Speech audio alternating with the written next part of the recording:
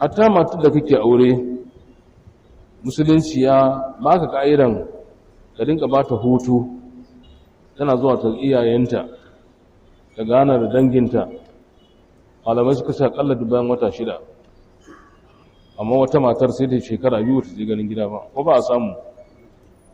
Tana begen iyayenta, tana begen yan uwanta, can an yi rashe-rashe, can an yi same-same, amma duk ba da ita ake yi ba, hankalinta yana can.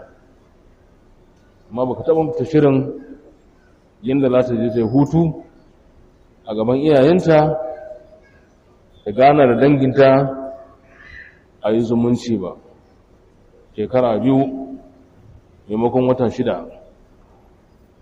Haka ma'aikacinka ko ina yake maka aiki, gidan gona ne shi ne mai kula da kajin gidan gona, a'a me yake kula da shi, mai kula da shi, ka dinga sama mishi lokacin hutu. ɗan adam yana bukatan hutu. Annabi sallallahu alaihi wasallama ya ce jikin ɗan adam yana bukatan hutu. In aka samu mutum hutu, in ya sake tashi ya dawo sabon nishadi zai ji.